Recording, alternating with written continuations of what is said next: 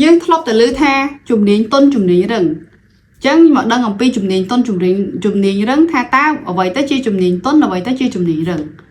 ជំនាញរឹងគឺជាចំណេះដឹងបច្ចេកទេសដែលបណ្ដុះបណ្ដាលនៅតាមសាលាមហាវិទ្យាល័យសាកលវិទ្យាល័យដែលយើងរៀនកន្លងមកចាអាចថារៀននៅតាមអនឡាញអីជាដើមហ្នឹងក៏បានដែរទៅលើជំនាញផ្ទាល់របស់យើងដែលយើងហៅថា hard skill ហ្នឹងបានន័យថាឧទាហរណ៍ថានៅសាលាសាកលវិទ្យាល័យឬក៏មហាវិទ្យាល័យយើងរៀនផ្នែក IT យើងរៀនផ្នែក design អីជាដើមហ្នឹងគេហៅថាជំនាញរឹងដែលយើងហៅថា hard skill ហ្នឹងជំនាញរឹងមានដូចជាភាសាមានដូចជាការប្រើប្រាស់កុំព្យូទ័រចាជំនាញទៅលើប្រព័ន្ធ system អីផ្សេងៗហ្នឹងគេហៅថាជំនាញរឹង hard skill ហ្នឹងឯងជំនាញទុនគឺសំដៅទៅលើបុគ្គលិកលក្ខណៈរបស់យើងម្នាក់ដែលគេហៅថាអាចថាជាសិល្បៈ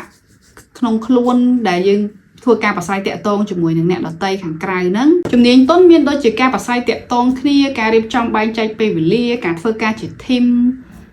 ការដោះស្រាយបញ្ហាអីជាដើមហ្នឹងគេហៅថាជំនាញទុន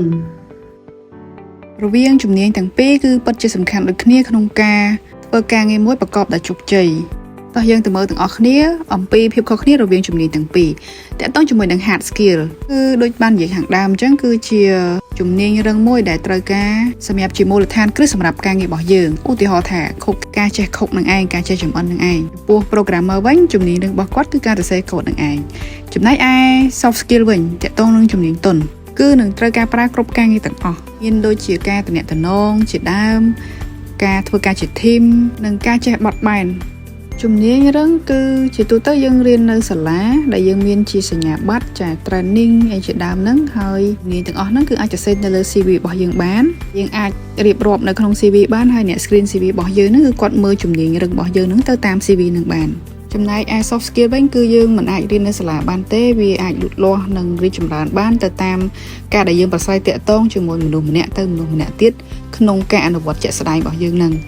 អញ្ចឹង hard skill គឺអាចវាស់វែងបានទៅតាមរយៈការមើលជាសញ្ញាបត្ររបស់យើងការអានជា CV របស់យើងនិងការមើលទៅលើបទពិសោធន៍ជាក់ស្ដែងរបស់យើងប៉ុន្តែ soft skill វិញគឺពិបាកក្នុងការមើលបន្តិចអញ្ចឹងអត់អាចមើលបានទេនៅលើ CV ថាតើយើងមាន soft skill កម្រិតណាលុះត្រាតែអ្នកសម្ភាសន៍ហ្នឹងគឺហៅយើងសម្ភាសន៍ផ្ទាល់តែម្ដងដើម្បីដឹងថា soft skill យើងហ្នឹងមានកម្រិតប៉ុន្មានឬក៏អាចថាក្នុងកំឡុងពេលសាកល្បងការងារអីជាដើមហ្នឹងទទួលបានការងារជោគជ័យតើតើយើងមានជំនាញទាំងពីរហ្នឹង